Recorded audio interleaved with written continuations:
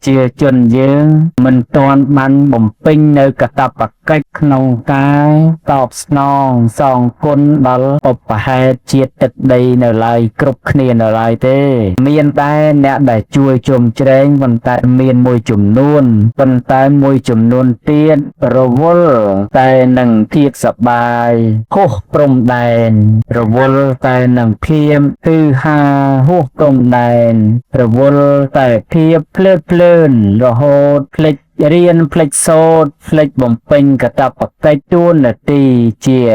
សិស្សល្អជាកូនល្អជាមន្ត្រីល្អជាប្រជាពលរដ្ឋល្អជាដែរ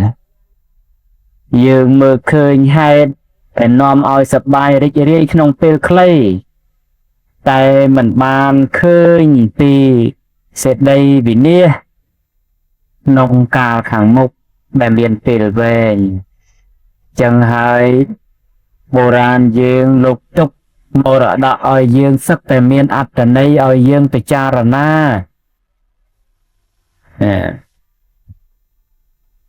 ឲ្យយើងពិចារណាប៉ុន្តែយើងមិនបានពិចារណាតាមន័យធៀបហើយក៏មិនបានត្រេះនេះតាមន័យត្រង់ទៅទៀតធ្វើឲ្យកើតភាពដុនដាបទៅយូរមនុស្សមានសមត្ថភាពក៏ធ្វើអីលែងកើតបានតែបណ្ដោយទឹកបណ្ដោយតែតាមទឹកហូរធ្វើឲ្យយើងទៅជាប្រជាជាតិមួយដែលធ្លាប់តែស្មោះត្រង់ធ្លាប់តែរួបរួមធ្លាប់តែសាមគ្គីបែរទៅជានៅដោយបកដោយពួកដោយក្រុមបាត់បង់នៅមនសិការៈក្នុងការការពារក្នុងការជួយសម្រាប់ផលប្រយោជន៍បងប្អូនខ្លួនឯងសម្រាប់ផលប្រយោជន៍ប្រទេសជាតិខ្លួនឯងសម្រាប់ផលប្រយោជន៍មាតុភូមិខ្លួនឯងជាដែរទាំងអស់នេះមិនមែនជាកំហុសអ្នកណាទេទាំងអស់នេះជាផ្នត់គំនិតដែលយើងរាល់ថ្ងៃកំពុងតែមាននៅក្នុងប្រជាពលរដ្ឋយើងនៅក្នុងមនុស្សយើងដែលបានគិតពីរឿងរួមតិចតួចណាស់ប៉ុន្តែនាំគ្នាគិតផលប្រយោជន៍មួយពេលឲ្យហួសរហូតដល់យើងនឹងធ្វើដំណើរទៅក្នុងកាលដែលពិបាកនឹងទទួលយកបានអញ្ចឹងលេខយ៉ាងម៉េចសូមផ្ដាំផ្ញើដល់ប្រជាពលរដ្ឋទាំងអស់ដែលរស់នៅក្នុងកម្ពុជារដ្ឋជាពិសេសដែលមានសញ្ជាតិជាខ្មែរទោះនៅទីណាកន្លែងណាក៏ដោយសូមឲ្យគិតប្រយោជន៍រួមជាធំឲ្យគិតផែនដីជាធំកុំបង្វែងដោយការបែកបាក់ដោយការចាញ់បោកមនោគមរបស់បរទេសអីជាដើមឡាក់ព្រោះថាជាតិយើងកំសត់ពេកមកហើយយូរលង់ណាស់មកហើយដែលយើងមើលគ្នាលែងស្គាល់យូរលង់ណាស់មកហើយដែលគ្នាដែលយើងមិនស្រឡាញ់គ្នាពិតប្រាកដ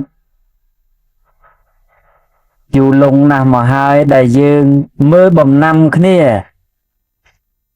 យូរណាស់មកហើយដែលយើងហែកទ្រង់ឲ្យក្អែកចោះយូរណាស់មកហើយដែលយើងយកឈើទៅឆ្កៀលដំបៅឲ្យចេញឈាម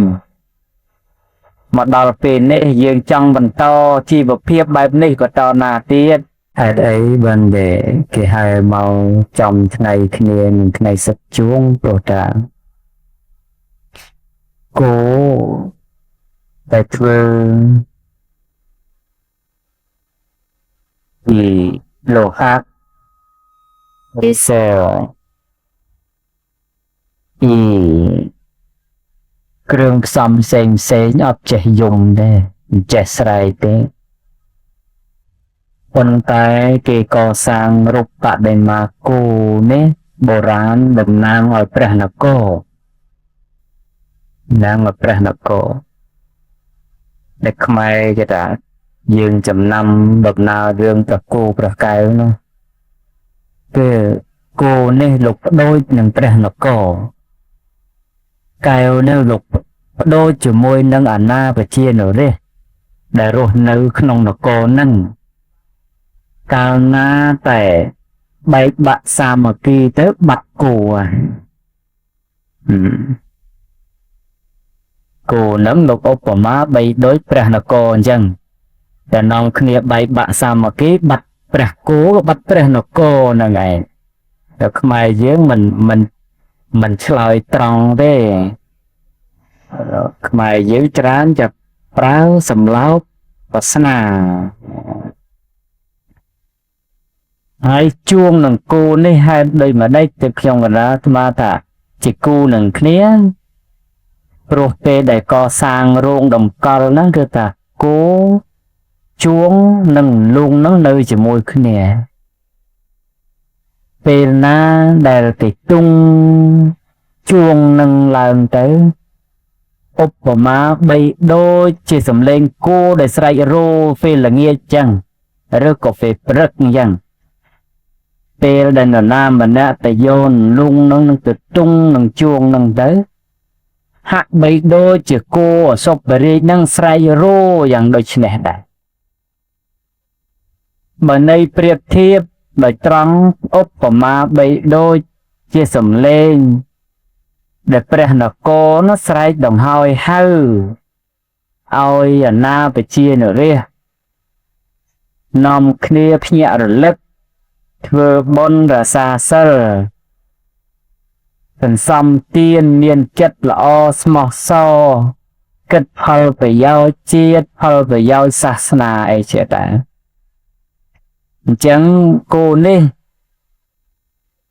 ជាគូនឹងជួងឥឡូវគោមកដល់ហើយនៅតែជួងកំពុងតែត្រៀមនឹងសិតបន្តិចទៀតនេះអញ្ចឹងថ្ងៃក្រោយទៅពេលដែល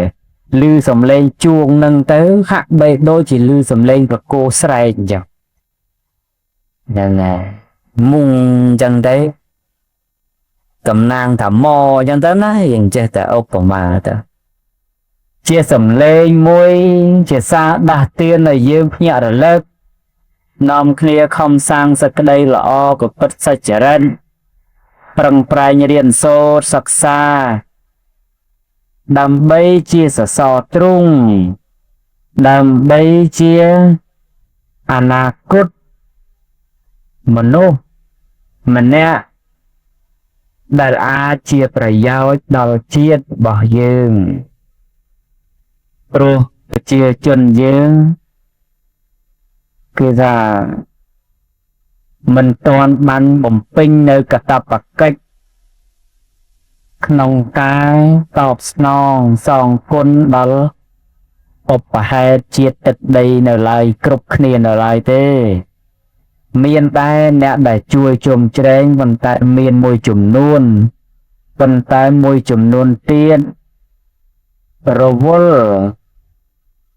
តែនឹងទៀតសបាយហោះព្រំដែន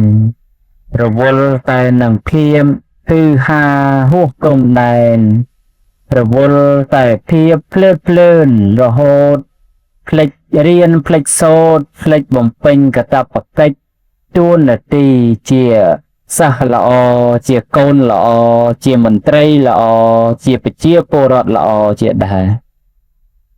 យើងមើលឃើញហេតុតែនាំឲ្យសប្បាយរីករាយក្នុងពេលខ្លីតែមិនបានឃើញពីសេចក្តីវិនាសក្នុងកាលខាងមុខដែលមានពេលវែងចឹងហើយបុរាណយើងលោកទុកមរតកឲ្យយើងសឹកតែមានអត្តន័យឲ្យយើងពិចារណា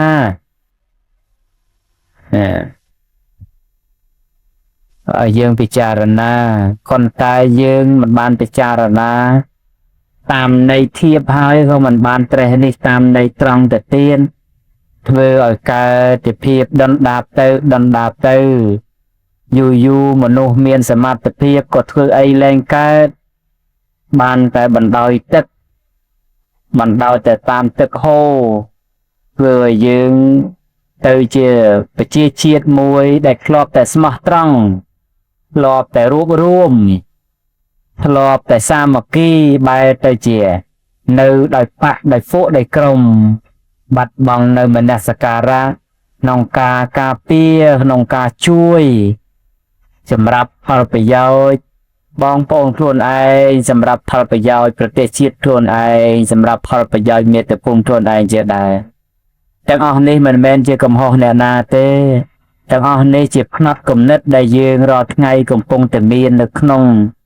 ប្រជាពលរដ្ឋយើងនៅក្នុងមនុស្សយើងដែលបានគិតអំពីរឿងរួមតិចតួចណាស់ប៉ុន្តែនាំគ្នាគិតផលប្រយោជន៍មួយពេលឲ្យហួសរហូតដល់យើងនឹងធ្វើដំណើរទៅក្នុងកាលដែលពិបាកនឹងទទួលយកបានអញ្ចឹងលេខយ៉ាងម៉េចសូមផ្ដាំផ្ញើដល់ប្រជាពលរដ្ឋទាំងអស់ដែលរស់នៅក្នុងកម្ពុជារដ្ឋជាពិសេស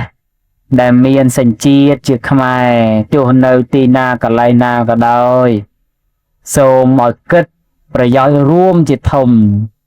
ឲ្យគិតផែនដីជាធំកុំបង្វែងដោយការបែកបាក់ដោយការចាញ់បោកមនោគមរបស់បរទេសអីជាដើមឡាក់ព្រោះថាជាតិយើងកំសត់ពេកមកហើយយូរលងណាស់មកហើយដែលយើងមើលគ្នាលែងស្គាល់យូរលងណាស់មកហើយដែលគ្នាដែលយើងមិនស្រឡាញ់គ្នាពិតប្រាកដយូរលងណាស់មកហើយដែលយើងមើលបំណាំគ្នាយូរណាស់មកហើយដែលយើងហែកទ្រង់ឲ្យក្អែកចោះយូរណាស់មកហើយដែលយើងយកឈើទៅឆ្កៀលដំបៅឲ្យចេញឈាមមកដល់ពេលនេះយើងចង់បន្តជីវភាពបែបនេះក៏តណាទៀតក៏បីភ្ញាក់រលឹកជួយជ្រោមជ្រែងគ្នាដែលគិតផលប្រយោជន៍ប្រជាជាតិមួយខ្លាំងទៅបានរឹងមាំទៅបានអាស្រ័យតែមានអ្នកចេះប៉ុន្តែអ្នកចេះមួយយ៉ាងក៏មិនគ្រប់គ្រាន់ដែរតលតែអ្នកដែលចេះនោះប្រកបដោយមនសិការទៀតទើបជាតិនោះរុងរឿងចម្រុងចម្រើនទៅបានបញ្ហាសេដ្ឋកិច្ចក្តីបញ្ហាព្រំដែនក្តីគេមិនដែលយកដងទង់ជាតិទៅបក់កវីថាខ្លួនជាអ្នកស្នេហាទេដើម្បីការពារអធិបតេយ្យបានដើម្បីការពារទឹកដីព្រំដែនក៏ដូចជាសេដ្ឋកិច្ចបានទាល់តែប្រជាពលរដ្ឋនឹងខ្លាំងគ្រប់សពបែបយ៉ាងតែកាលណានិយាយរឿងព្រំដែនគេក៏លេចតែមើលសភាពវត្តដែរទេណាគ្រាន់បើជាមានអត្ថភាពជាងហើយគេមិនដែលនិយាយរឿងព្រំដែនអ្នកណាកាន់ដងទង់ជាតិច្រើនជាងថាគ្រាន់បើច្រើនជាងគេទេហើយប្រទេសដែលមានសភាវុធការពារអធិបតេយ្យបានច្រើនបន្តតែប្រជាពលរដ្ឋមានហើយប្រជាពលរដ្ឋមានតប្រជាពលរដ្ឋប្រឹងប្រែងហើយប្រជាពលរដ្ឋប្រឹងប្រែងមិនមែនប្រឹងប្រែងរំលោភបំពានទេប៉ុន្តែប្រឹងប្រែងចេញពីសមត្ថភាពប្រឹងប្រែងរៀនសូត្រជាដើមព្រោះយើងសប្បាយពេកសប្បាយរហូតដល់មិនដឹងថាខ្លួនឯងកំពុងតែនៅក្នុងចំណុចណាអានេះអញ្ចឹងនិយាយមកនេះមិនមែនចង់មានន័យអ្វីផ្សេងក្រៅពីន័យត្រង់ដែលតាចង់ឲ្យយើងលេយ៉ាងម៉េចប្រឹងប្រែងសិក្សារៀនសូត្រឲ្យបានចេះដឹងពេលដែលយើងចេះដឹងហើយត្រូវធ្វើការប្រកបដោយមនសិការទី1ដែលយើងត្រូវចងចាំគឺថាយើងត្រូវប្រកាន់ជាប់ថាយើងជាខ្មែរទោះតែនៅដល់ដីណាសឹកណាក៏ដោយត្រូវកុំភ្លេចចងចាំតែខ្លួនឯងជាខ្មែរសោះហើយត្រឡប់មកជួយខ្មែរវិញមិនថាម្ដាយឪពុកយើងមានទ្រព្យសម្បត្តិមានលទ្ធភាពបញ្ជូនយើងឲ្យទៅរៀនដល់ក្រៅប្រទេសឯណាទេមិនថាគេពង្រៀន បញ្ជូនយើងឲ្យទៅរៀនដល់លោកកុម្មុយនីសក្តីលោកសេរីក្តីលោកដែលទំនើបជាងប្រទេសជាតិយើងក្តីអីក៏យើងទៅរៀនចោះប៉ុន្តែពេលដែលយើងចេះដឹងហើយគឺថាសូមឲ្យមានមនសិការចូលមកប្រទេសដើម្បីរួបរวมជាកម្លាំងមួយក្នុងការជួយកសាងប្រទេសជាតិយើងដែលកំពុងលំបាកនេះបើម្នាក់រៀនចេះហើយទៅនៅឯនោះរៀនចេះហើយទៅនៅឯនោះយូរទៅអ្នកចេះអស់ពីស្រុកហើយពឹងតែអ្នកដែលគ្នាមិនសូវមានបទពិសោធន៍ឬក៏មិនសូវចេះដឹងឲ្យជួយធ្វើកិច្ចការងារហើយយើងជួយទាំងប្រយោលនោះក្នុងជីវភាពប្រទេសជាតិយើងនោះមិនល្អប្រសើរទេគ្នាច្រើនជាកត្តាមួយជំរុញឲ្យជោគជ័យហើយប៉ុន្តែគ្នាច្រើនប្រកបដោយគុណភាពទៀតនោះទើបរឹងរឹតតែអស្ចារ្យប៉ុន្តែសប្តាហ៍ថ្ងៃនេះយើងមិនមែនគ្នាច្រើនទេយើងនៅក្នុងគ្នាតិចហើយខ្វែងដៃខ្វែងជើងនេះទៀត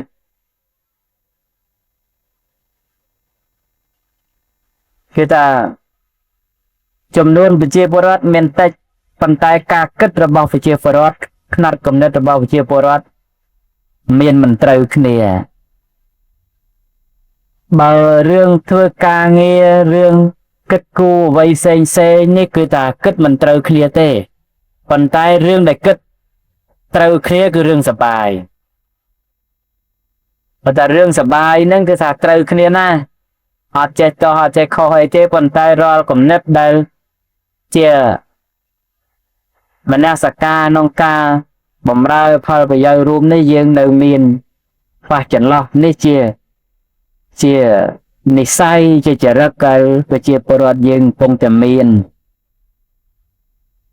នហើយបើបន្តតែបែបនឹងទៀតយើងមិនទៅមុខទេ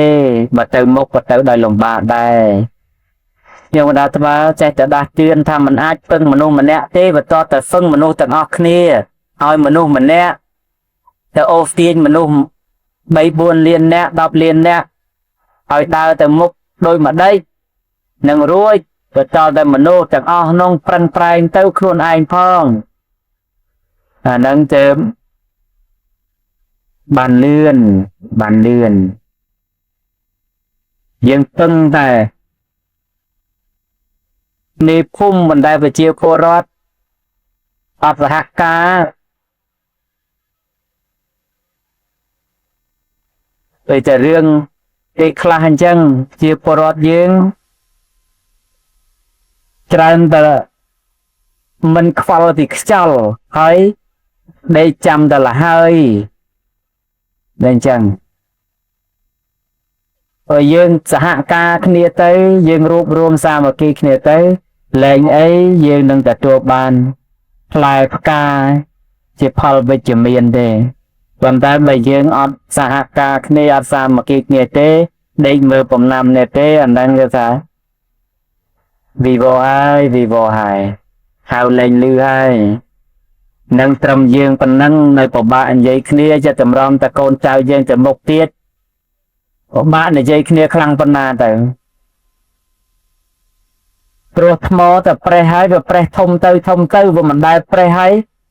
ស្នាមនឹងតូចទៅទេលោករមើលទៅចុះសម្ពុតក៏អាវក៏ដូចគ្នាដែរតែកាលណារហែកហើយមិនដែលរហែកតូចទៅទេ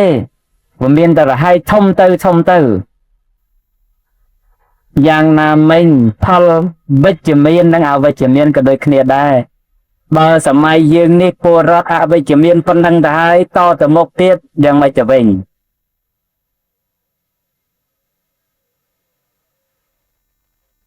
ក្មេងចំនួនក្រោយយ៉ាងម៉េចទៅវិញមិនរឹងរឹតតែពិបាកជាងនឹងទៅទៀតបើគ្រាន់តែយើងវ័យ30 20បច្ចុប្បន្ននេះយើងលែងចង់ធ្វើខ្មែរទៅហើយហ្នឹងរហូតដល់មានបំណងចង់ទៅធ្វើជនជាតិអាមេរិកចង់ទៅធ្វើជនជាតិអូស្ត្រាលីចង់ទៅធ្វើជនជាតិដទៃលែងចង់ធ្វើជនជាតិខ្មែរខ្លួនឯងមកទៅហើយហ្នឹងអញ្ចឹងតើកូនយើងចំនួនក្រោយ จะមានមនោសញ្ចេតនាជាមួយខ្មែរតាមរយៈណាទៀត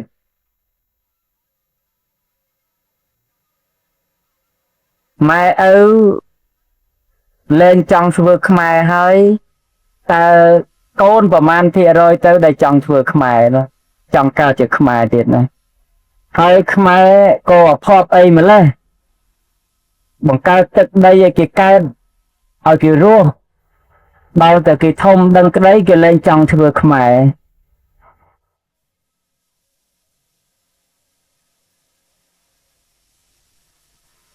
អញ្ចឹងតើតទៅទៀតសល់អី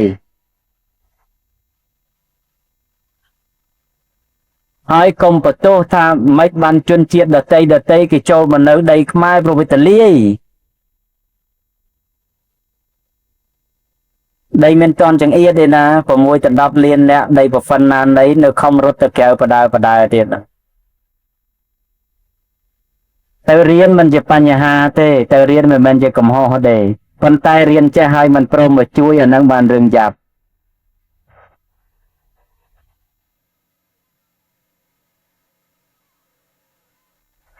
យើងគ្រាន់តែយល់លេសថាប្រាក់ខែតិច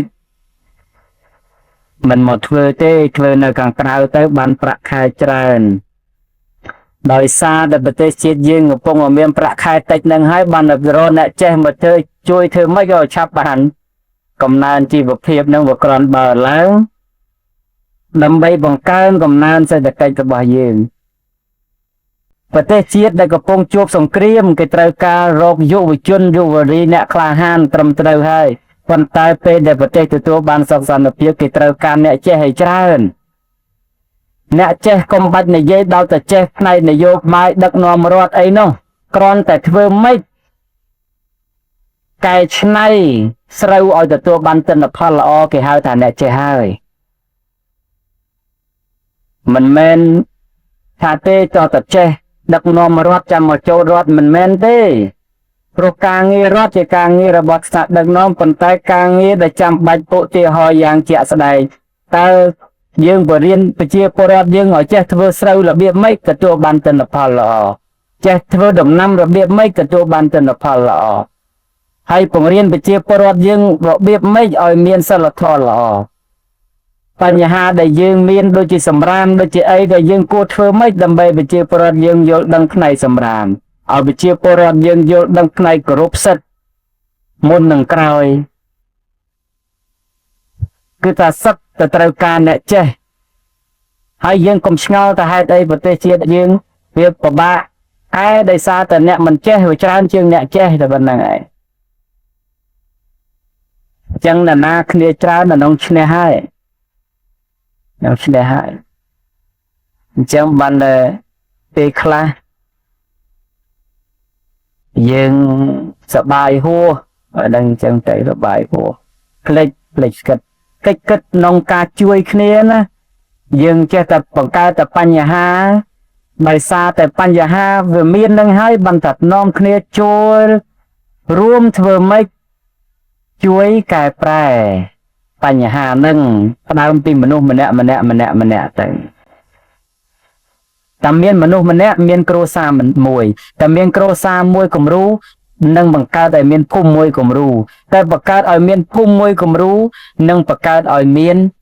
ស្រុកឃុំមួយគំរូកាលណាមានឃុំមួយគំរូនឹងបង្កើតឲ្យមានស្រុកមួយគំរូកាលណាមានស្រុកមួយគំរូនឹងបង្កើតឲ្យមានខេត្តមួយគំរូកាលណាប្រជាពលរដ្ឋក្នុងខេត្តមួយគំរូនឹងទទួលបានប្រទេសជាតិមួយប្រជាជនមួយប្រជាជាតិមួយដែលជាប្រជាជាតិគំរូរឿងវានៅប៉ុណ្ណឹង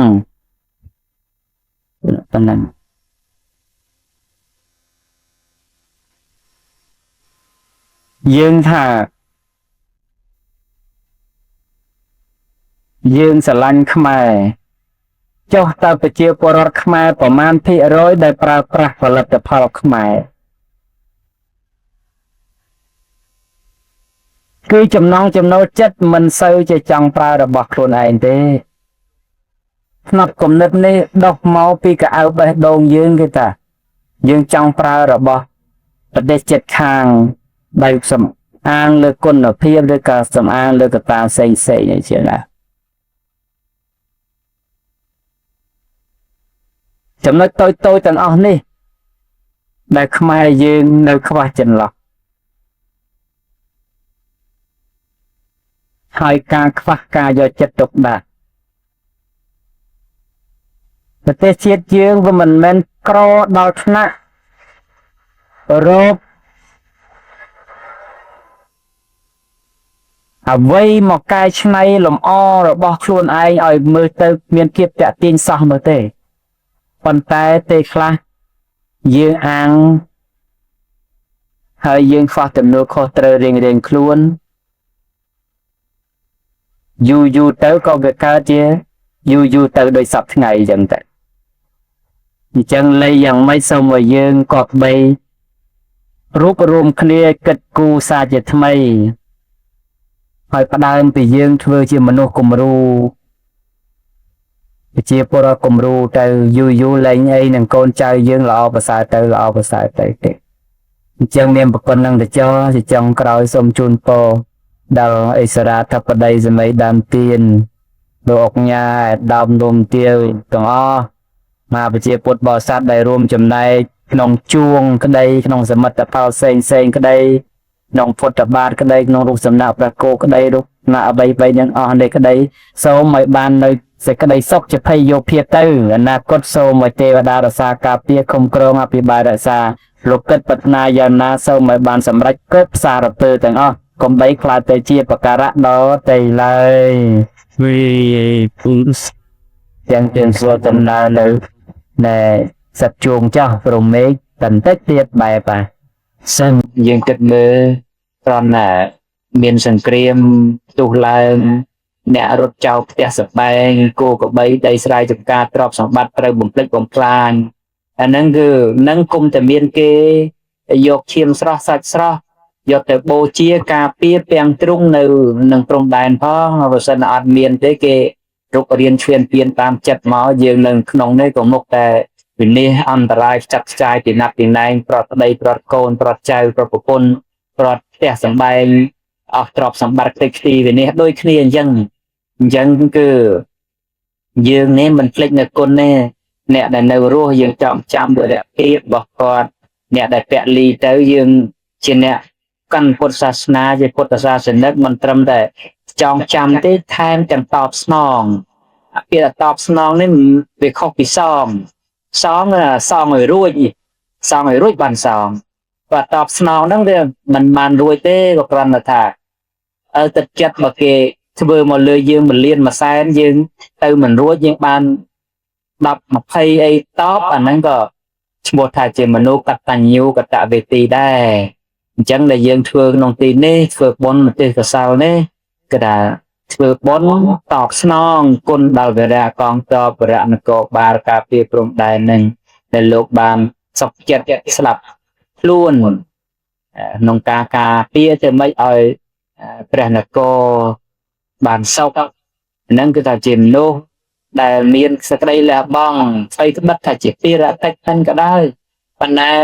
ភារកិច្ចទាំងអស់នោះមិនមែនស្ទើរតែយើងគ្រប់គ្នាអាចធ្វើទៅបានទេស្គរលន់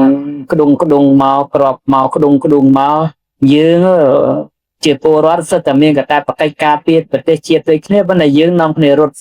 ចោលសមរភូមិមកប៉ុន្តែកងទ័ពរណគរបាលនេះគឺថាពេលដែលមានសង្គ្រាមគេរត់ចេញក៏រត់ចូលនេះកាតព្វកិច្ចប្រជាពលរដ្ឋមានដូចគ្នាប៉ុន្តែក្នុងឋានៈជាទាហានក្នុងឋានៈជានគរបាលក្នុងការពាររក្សាការខុសត្រូវជូនព្រះនគរនឹងគឺសក្តីលះបង់គេចេះឈឺចាប់គេចេះមានសាច់ញាតិអីដូចយើងទាំងអស់កតបកិច្ចយើងក៏ដូចគេមិនខុសពីគេប្រមាណតែប្រក្រណតែមិនយកឈ្មោះថាទាហានឬតែនគរបាលមកពាក់លើស្មាតែប៉ុណ្ណឹងនេះសូមអនុមោទនា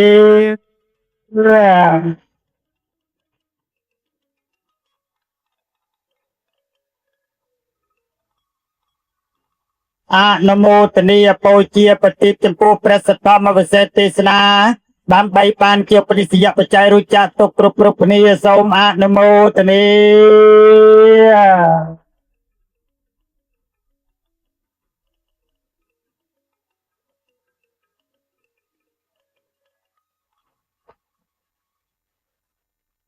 នៅវត្ថុរតនតយសៈវន្ទាននេះខ្ញុំពុទ្ធនាមកចាស់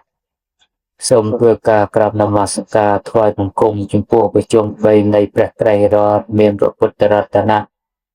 ព្រះធម្មរតនៈព្រះសង្ឃរតនៈដោយសេចក្តីគោរពសេចក្តីជ្រះថ្លាកត់ក្រែងក្រែងលែងសពសពកាលសូមនមស្ការថ្វាយបង្គំចំពោះព្រះរាជាគណៈព្រះត្រីសង្ឃព្រះថេរានុថេរៈគ្រប់ព្រះអង្គនៅទីគោរពស្ការៈជាពិសេសព្រះគ្រូចៅអធិការវត្តជាទីគោរពស្ការៈធ្វើសេចក្តីរាប់អានពោះលោកអ្នកមានអាយុចម្រើនពរចំពោះអស់លោកជាឥស្សរាធិបតីសមីនៃទានទាំងអស់ដែលបានមកប្រជុំគ្នាមកមេដេតាក្នុងទិដ្ឋីនៅថ្ងៃអាទិត្យ11កើតឆ្នាំខែចែកឆ្នាំម្សាញ់សប្តាហ៍ស័កពុទ្ធសករាជ2569ជាថ្ងៃប្រកបដោយជ័យជោគព្រឹទ្ធជោគសុខជោគដល់ល្អប្រពៃក្នុងពិធីបុណ្យប្រកាសព្រះមហាសាមគ្គីនិងពុទ្ធាពិសេសពុទ្ធបដិមាចំនួន2566អង្គទិសកសលជូនដល់វរៈកងទ័ពដែលបានវីរៈនគរបាលដែលបានពលីក្នុងភ្លើងសង្គ្រាមក្នុងបបហេតុការពារអធិបតេយ្យភាពបូរណភាពទឹកដីបុណ្យថ្ងៃនេះជាបុណ្យមានអង្គច្រើនក្នុងគោលបំណងពាក្យថាផ្កាប្រាក់នេះគឺសំដៅយកការប្រមូលនៅសទ្ធារបស់មហាជនក្នុងទីឆ្ងាយនិងទីជិតដើម្បីប្ររពឲ្យបានជាប្រយោជន៍ក្នុងការកសាងនៅហេដ្ឋារចនាសម្ព័ន្ធដតីមានពុទ្ធាសនៈមានបច្ចេកដីមានកុដិសាលាវិហារជាដើមដែលជាសង្ឃមណ្ឌលជាទីស្នាក់នៅរបស់ព្រះភិក្ខុសង្ឃអញ្ចឹងហើយពីសម័យបុរាណកាលមកមានសេដ្ឋីពួកខ្លះដែលគាត់ជាអ្នកបរិបូរដោយទ្រព្យសម្បត្តិភោគសម្បត្តិវត្តវាអារាមដែលគាត់មានសទ្ធាធ្វើហើយគាត់ក៏ធ្វើទៅដោយមិនបាច់មានការប្រមូលគៀងគងពីសំណាក់ប្រជាពុទ្ធបរិស័ទអីទូទៅច្រើនទេដោយតួយ៉ាងវត្តអភិរាមរបស់លោកយាយសាខាក្តីវត្តចេតពុនមហាវិហារជាអារាមរបស់អាណាថបណ្ឌកសេដ្ឋីក្តីវត្តវេលវ័នកលន្តនវាបស្សដ្ឋានជាដីរបស់ព្រះបាទពំពេសាក្តីទាំងអស់នេះគឺសិតតែជាវត្តធំដែលមានម្ចាស់ជាអ្នកទំនុកបំរុងឬក៏ថាជាយាវចៈធំក្នុងការទំនុកបំរុងទាំងបច្ច័យ4នឹងគ្រប់សពបរិបូរបរិស័ទក្រំតែមានសទ្ធាថ្វាយទាននៅក្នុងសាសនានឹងទៅប៉ុន្តែមកដល់សម័យយើងបច្ចុប្បន្នមិនសូវមានបែបហ្នឹងទៀតទេដតីក្រៅអំពីវត្តដែលមិនមានវិយាវចៈធំជាកហបតីជាសទ្ធីអីទេលោកកែងតែគៀងកអ្នកស្រុកអ្នកទេសនិគមជនបទក្នុងស្រុកចិត្តក្នុងភូមិចិត្តនេះមកដើម្បីប្រមូលនៅលទ្ធភាពក្នុងការកសាងនៅវត្តវាអារាមក្នុងទីនេះសំដៅយកការធ្វើនៅអារាមនឹងឯងសម្រាប់ប្រគេនដល់ព្រះភិក្ខុសង្ឃដែលលោកគង់សិក្សារៀនសូត្រស្នាក់នៅបប្រតិបត្តិតាមធម៌តាមវិន័យដែលជាអ្នកបន្តនៅអាយុជីវិតរបស់ពុទ្ធសាសនាជាដើមនឹងចឹងហើយក៏គៀងគរសប្បុរសជនអ្នកមានសទ្ធាធ្វើនៅការប្រាក់ដូចដែលយើងបានប្ររពធ្វើក្នុងថ្ងៃនេះអញ្ចឹងដើម្បីប្រមូលនៅលទ្ធភាពនោះមកកសាងនៅសេនាសនៈនេះឲ្យបានជាប្រយោជន៍ដល់សង្ឃ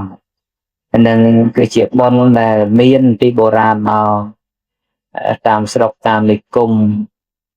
មួយតែងធ្វើយើងសម័យសពថ្ងៃហេតុតែតំណែងវដឹងបានឆ្ងាយអ្នកម្នាក់កាន់ទូរស័ព្ទអ្នកម្នាក់កាន់វិទ្យុអ្នកម្នាក់កាន់ទូរទស្សន៍អាចមើលអាចឃើញអាចស្ដាប់នៅព័ត៌មានឆ្ងាយបានរហូតដល់ឆ្លងប្រទេសទៀតក៏មានឆ្លងទ្វីបទៀតក៏មានពេលណាបានដឹងតំណែងថាទីណាប្រព្រឹត្តធ្វើបុណ្យធ្វើកុសលហើយក៏នាំគ្នានាមកកាន់យកនៅសទ្ធាអំពីផ្ទះមកដើម្បីនឹងបានជាប្រយោជន៍ក្នុងចំណែកណាមួយដល់សង្ឃមណ្ឌលក្នុងអាវាសដែលកំពុងប្រព្រឹត្តនៅអំពើបុណ្យហ្នឹងតែយើងពីដើមមកអត់អញ្ចឹងទេមានតែអ្នកស្រុកអ្នកភូមិហ្នឹងពីរបីភូមិជាប់គ្នាហ្នឹងដែលដឹងតំណែងហើយក៏ធ្វើក៏មិនបានអីញឹកញយអីដោយសពថ្ងៃហ្នឹងដែរទេគឺថាមករដូវធ្វើម្ដងដោយលាប្រមូលផលស្រូវរួចដៃពីស្រែចម្ការអីសពគ្រប់ទៅអ្នកស្រុកអ្នកឃុំដែលនាំគ្នាបកោប្រកាសគៀងកគ្នាមកធ្វើផ្កាប្រាក់ហ្នឹងខ្លះក៏ធ្វើជាផ្កាស្រូវផ្កាអង្គទេក៏មានហើយយើងពីដើមមិនសំដៅទៅលើតែប្រាក់អីហ្នឹងទេហេតុការពីដើមមកខ្លះមានចាន10 20អីស្លាបព្រា10 20អីក៏យកមកហែងគេណាចានឆ្នាំងអីចឹងទៅខ្លះមានតែដូង1ផ្លែ2ផ្លែក៏យកមកហែងគេព្រោះគិតថាជាសទ្ធាដែលអ្នកណាមានអីធ្វើនឹងជាទំនៀមទម្លាប់ផងជាប្រពៃណីផងហើយក៏ជាកិច្ចការបុណ្យកុសលផងហើយមានការដង្ហែឪកថឹកណាពីសម័យដើមមកប៉ុន្តែសពថ្ងៃនគរចម្លែកផ្លែកអស់ទៅមនុស្សម្នាផ្លេចអំពីវប្បធម៌ប្រពៃណីខ្លះឬក៏គេកាត់ចោលគេខ្ជិលគេអីអានឹងចឹងពេលសប្តាហ៍ថ្ងៃហ្នឹងផ្កាហ្នឹងសឹងតែមិនយកជាផ្កាមកទៅទៀតហ្នឹងគេមានថវិកានៅគេវេចូលកងអីបាត់ទៅអ្នកឃើញកាន់យកអីមកវេមកហែអីអាហ្នឹងគឺទំនើបស្រុកប្រវត្តិទំនើបតែប៉ុន្តែតែជាបុណ្យយកកសលហ្នឹងទៅប្រព្រឹត្តអញ្ចឹងវាជាប្រពៃណីជាទំនៀមទម្លាប់មួយទៀតបុណ្យពុទ្ធាពិសេសនេះជាបុណ្យដែលកើតក្រោយពុទ្ធកាលមកទេកាលពីព្រះដែលមានពុទ្ធព្រះអង្គគង់នៅមិនមានអ្នកណាទៅធ្វើពុទ្ធាពិសេសប្រគេនព្រះអង្គទេថ្វាយព្រះអង្គទេគឺព្រះអង្គយកឈ្នះពួកមាដោយបារមីឯណាដែលព្រះអង្គសន្សំមកហើយក៏ក្រោយមកក្នុងសម័យព្រះនិកសេននៅព្រះអង្គកសាងនៅពុទ្ធបដិមាមុនគេបង្អស់ក្នុងពុទ្ធសាសនាក្រោយពេលដែលយកឈ្នះទិដ្ឋិរបស់ស្ដេចមលិនបានព្រះអង្គដឹកនាំធ្វើពុទ្ធាពិសេសមុនគេរហូតដល់7ឆ្នាំប៉ុណ្ណឹងបុណ្យពុទ្ធាពិសេសមុនគេនឹងធ្វើរយៈកាល7ឆ្នាំ7ខែ7ថ្ងៃនោះនានាំគ្នាមកអ៊ូអដេកដាស់ហ្នឹងគ្រប់ទាំង7ឆ្នាំ7ខែ7ថ្ងៃហ្នឹងអត់មានអន់ថយស្រាកស្រាងអីទេព្រោះតែជ្រះថ្លាព្រោះគិតថាបុណ្យក្នុងលោករតនៈក្នុងលោកនេះមានច្រើនបែបច្រើនយ៉ាងណាប៉ុន្តែរតនៈឯណាដែលស្មើនឹងពុទ្ធរតនៈមិនមានទេអ្នកណាធ្វើទានអ្នកណាបានថ្វាយទានអ្នកណាបានធ្វើនៅកិរិយកិច្ចអ្នកណាបានបូជាចំពោះនៅពុទ្ធបូជាចំពោះព្រះសម្មាសម្ពុទ្ធនេះគឺថាឈ្មោះថាជាអ្នកបានធ្វើនៅដៃជះឲ្យខ្លួនឯងព្រោះពុទ្ធបូជានាំមកនៅដៃជះកាលណាយើងធ្វើពុទ្ធបូជាធ្វើបុណ្យពុទ្ធាពិសេសអីនេះគឺធ្វើឲ្យរឿយនៅដៃជះហ្នឹងអញ្ចឹងមនុស្សមានដៃជះគឺមនុស្សមានបុណ្យបានសន្សំមកហើយដៃជះមែនតើសំបីរោគាជាធិក៏មិនហ៊ានបៀតបៀនដែរតែដែលយើងត្រូវបានរោគាជាធិរោគរៀនឈ្លានពាននេះព្រោះតែយើងខ្វះដៃជះហ្នឹងចឹងបរិស័ទដែលលោកបានធ្វើនៅពុទ្ធបូជានឹងឈ្មោះថាអ្នកបានកសាងនៅដៃជះឲ្យខ្លួនឯងហើយកាលណាមានដៃជះគឺថាសេចក្តីសុខទាំងផ្លូវកាយផ្លូវចិត្តរមែងកើតមាននឹងបុណ្យពុទ្ធាពិសេស ដែលរលឹកចំពោះគុណនៃព្រះសម្មាសម្ពុទ្ធបរមគ្រូនៃយើងម្យ៉ាងទៀតនឹកឃើញថាពុទ្ធបដិមាពេលដែលនៅកសាងអឺមិនទាន់មាននរណាទៅគោរពបូជាថ្វាយបង្គំអីទេជាងក៏ឡើងជិះខ្លះជន់ខ្លះដើម្បីធ្វើម៉េចដាក់ឆ្លាក់នៅថ្មឈើឬក៏លោហៈឲ្យបានប្រែក្លាយទៅជាពុទ្ធរូបសម្រាប់ជាសារណវត្ថុឬក៏ជាឧទ្ទិសកចេតិយអញ្ចឹងហើយទើបខ្លាចមានសេចក្តីភ្លាំងភ្លាន់នៅក្នុងចេតនាណាមួយទើបតម្កុំតម្កើងពេលដែលជាងធ្វើហើយនឹងតម្កល់ទុកក្នុងទីទសង្ឃគូហើយរមែងធ្វើនៅពុទ្ធិពិសេសដើម្បីតម្កុំតម្កើងនៅឧទ្ទិសកចេតិយនឹងឲ្យពេញលេញឲ្យបរិបូរថាជាទីគោរពដល់មនុស្សនិងទេវតានិងសម្រាប់បុណ្យពុទ្ធិពិសេសបុណ្យតក្កណានុប្រទានដែលទើសជូនដល់វរៈកងទ័ពវរៈនគរបាលដែលការពារបូរណភាពទឹកដីអធិបតេយ្យភាពនេះឈ្មោះថាជាអ្នកកតញ្ញូជាអ្នកដឹងគុណដឹងឧបការៈគុណដឹងស្គាល់នៅគុណមង្គលដែលបានធ្វើគុណមកលើយើងអញ្ចឹងនាយទាហានពលទាហានជាពិសេសគ្រប់ទាំងអស់ទាំងវរៈនគរបាលនៃនគរបាលការពារព្រំដែនអីហ្នឹងគឺថាសិនតែយកសុទ្ធដីសឹករបស់លោកផ្ទាល់ខ្លួនលះបង់ក្នុងពុព្វហេតុតែម្យ៉ាងដើម្បីរក្សាការពារការឈ្លានពានពីសំណាក់សត្រូវហើយការការពារទាំងអស់នេះវាឲ្យមកនៅសេចក្តីសុខដល់ប្រជាពលរដ្ឋដល់ប្រជាជនទូទាំងនគរដែលរស់នៅនេះមិនមានភាពភ័យស្លន់ស្លោយើងគិតមើលព្រោះណាមានសង្គ្រាមទុះឡើងអ្នករត់ចោលផ្ទះសម្បែងគោក្របីដីស្រែចម្ការទ្រព្យសម្បត្តិត្រូវបំផ្លិចបំផ្លាញអាហ្នឹងគឺនឹងគុំតែមានគេយកឈាមស្រស់សាច់ស្រស់យកទៅបូជាការពារពាំងទ្រុងនៅនឹងព្រំដែនផងបើសិនអត់មានទេគេរុករៀនឈ្លានពានតាមចិត្តមកយើងនៅក្នុងនេះក៏មុខតែវិនិច្ឆ័យអន្តរាយចាត់ខ្ចាយពីណាត់ពីណែងប្រត់ប្តីប្រត់កូនប្រត់ចៅប្រត់ប្រពន្ធប្រត់ផ្ទះសម្បែងអស់ទ្រព្យសម្បត្តិតិចទីវិនិច្ឆ័យដូចគ្នាអញ្ចឹងគឺយើងនេះមិនភ្លេចនៅគុណទេអ្នកដែលនៅរស់យើងចាំវរៈភាពរបស់គាត់អ្នកដែលពលីទៅយើងជាអ្នកកាន់ពុទ្ធសាសនាជាពុទ្ធសាសនិកមិនត្រឹមតែចងចាំទេថែមទាំងតបស្នងពាក្យតបស្នងនេះវាខុសពីសមឲ្យរួចបានសមបាទតបស្នងហ្នឹងវាមិនបានរួចទេក៏គ្រាន់តែថាទឹកចិត្តបើគេធ្វើមកលើយើង1លាន1សែនយើងទៅមិនរួចយើងបាន10 20អីតបអាហ្នឹងក៏ឈ្មោះថាជាមនុស្សកតញ្ញូកតវេទីដែរអញ្ចឹងដែលយើងធ្វើក្នុងទីនេះធ្វើបុណ្យទេសកសោនេះគឺថា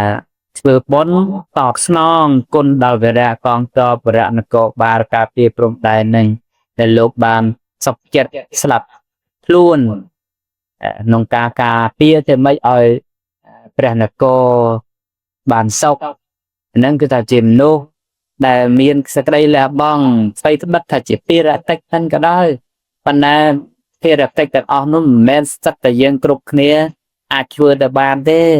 ស្គរលន់ក្ដុងមកក្របមកក្ដុងមកយើង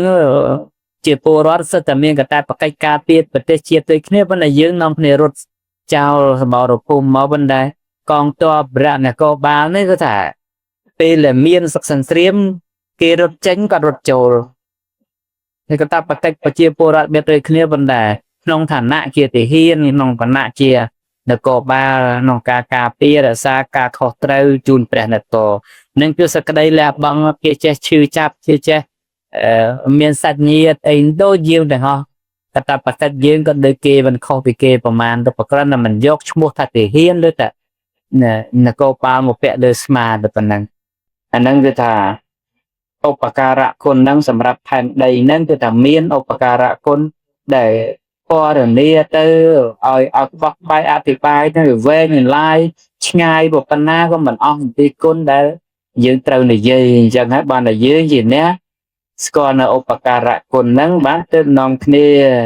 ធ្វើបុណ្យហ្នឹងដឹកនាំដោយព្រះទេវមនីព្រះទេវមនីបរិជាគណៈកិត្តិយសពូចាតិកាវត្តគ្រា នឹងហើយគឺបានដឹកនាំធ្វើហ្នឹងគឺថាឆ្លើយតបនៅឧបការៈគុណហ្នឹងដល់អ្នកដែលបានពលីទៅហើយអញ្ចឹងគឺថាបុណ្យក្នុងថ្ងៃនេះជាបុណ្យដែលយើងកសាងនៅម្យ៉ាងក្នុងការរក្សាឲ្យបាននៅដីជះដល់ខ្លួនឯងផងក្នុងការរក្សានៅសាមគ្គីភាពរបស់ប្រជាពុទ្ធបរិស័ទផងជាពិសេសតបស្នងសងនៅសទ្ធាទឹកចិត្តរបស់ណាបងប្អូនជនរួមជាតិយើងដែលបានពលីក្នុងភ្លើងសង្គ្រាមអាហ្នឹងគឺថាជាមនុស្សកតញ្ញូនេះទៅទីណាកន្លែងណាមិនមែនមានពួកទេវតាតាមថែរក្សាជាអ្នកបាននៅសេចក្តីសុខក្នុងបច្ចុប្បន្នលោកក៏ក្នុងបរលោកក៏អាហ្នឹងប៉ុន្តែមនុស្សមិនអស់ទុកទេទោះតែសុខប៉ុណ្ណានៅតែមានទុកអញ្ចឹងមិនដែរទុកដែលអាចទ្រាំទ្រទៅបានណាកុំគិតតែកើតជាមនុស្សនេះមានតែសេចក្តីសុខមួយយ៉ាងថាអត់ទេសេចក្តីសុខមានតែឋានសួគ៌ទេដែលមិនមានសេចក្តីទុក្ខប៉ុន្តែបើមនុស្សលោកហ្នឹងទុក្ខហើយសុខដូចគ្នាអញ្ចឹងដូចភ្លើងហ្នឹងអញ្ចឹងដរាបណាភ្លើងនៅតែឆេះផ្សែងនឹងនៅតែមានអញ្ចឹងឲ្យថាសុខអត់មានទុក្ខនៅក្នុងខណ្ឌសន្តានអត់ទេបើសិនតែមានទីណាដែលសុខជានិរន្តរ៍ម្លេះព្រះដែលមានពភាព្រះអង្គមិនប្រកាសសម្ដែងពីព្រះនិព្វានទេព្រះអង្គរុញយើងឲ្យទៅសុខរហូតតែប៉ុន្តែព្រះអង្គមើលមិនឃើញក្នុងលោកហ្នឹងក្នុងអភិសង្ខារភពទាំង31ភពហ្នឹងមិនឃើញមានភពណាដែលមានសេចក្តីសុខជានិរន្តរ៍ទេបើទោះតែមិនមានសេចក្តីទុក្ខពៀតពៀនក្នុងពេលហ្នឹងគង់តែរំលាយខណ្ឌពីទីហ្នឹងទៅតែសោយទុក្ខក្នុងទីដតីអញ្ចឹងដែលយើងបានធ្វើនេះឈ្មោះថាសំនៅសេចក្តីសុខឲ្យខ្លួនឯងក្នុងបច្ចុប្បន្នលោកនិងបរលោកដើម្បីជាប្រយោជន៍ដើម្បីជាសេចក្តីសុខដើម្បីជាសេចក្តីចម្រើនអស់កលជាអង្វែងតរៀងទៅខ្ញុំប្រកាសណាស្មារតីមិនវែងឆ្ងាយអីទេព្រោះអស់លោកសត្វអ្នកវែងឆ្ងាយដែរផ្ទះសម្បែងខ្លះនៅទីក្រុងខ្លះក៏នៅតាមខេត្តនឹងហើយអញ្ចឹងហើយត្រូវធ្វើដំណើរត្រឡប់ទៅវិញវែងឆ្ងាយទៅនាំយប់នាំអីពិបាកធ្វើដំណើរប្រយ័ត្នប្រយែងសុខភាពធ្វើដំណើរសុវត្ថិភាពអីជាដើមហ្នឹងគឺចូលរួមជាធម្មកថាខ្លីក្នុងពលាឱកាសនេះដើម្បីបានជាប្រយោជន៍ដើម្បីបានជាសេចក្តីសុខដល់លោកអ្នកដែលនៅរស់នឹងផងនិងដល់លោកដែលអ្នកចែកឋានទៅនឹងផងជាចុងបញ្ចប់ខ្ញុំកណ្ដាលអាត្មាភាពសូមលើកយកនៅមហាប្រសោលដែលកើតឡើងពីធម្មទាននេះប្រគេនជូនដល់បកណាគុណម្ចាស់គ្រប់ព្រះអង្គញាតិញោមពុទ្ធបរិស័ទទាំងអស់សូមឲ្យបានសម្បកបជួបប្រទេសទៅនឹងពុទ្ធមង្គលពរទាំងឡាយ4ប្រការគឺអាយុវណ្ណៈសុខៈនិងពលៈកុំបីគ្រៀងគ្រៀតខ្លាចទៅជាបការៈដតៃឡាយយ៉ាំធម្មទេសនាងទេសសាមិរិធម្មវសេសទេសនាដែលសម្ដែងដោយខ្ញុំប្រកាសណាអាត្មាភាពមានប្រមាណប៉ុណ្ណេះកសនមតចាប់តែប៉ុណ្ណឹងឯងអេវ៉ាំងសាធុទាំងអញ្ជើញដឹកនាំញាតិញោមអុជបូជាទានធុកហើយយើងពុទ្ធជាពិសេសទៅតែម្ដងអត់អីទេណាទុកនឹងសិនតែហ្នឹងយើងភ្ជាប់គ្នាអតិថិនាពីនឹងទៅឲ្យញាតិញោមគាត់នៅតំណាងហ្នឹងនឹងអញ្ជើញអុជធុកអុជទានគ្រឿងសក្ការៈបូជាសម្រាប់ប្រកាសពុទ្ធជាពិសេសដូរតទៅទាំងអស់គ្នា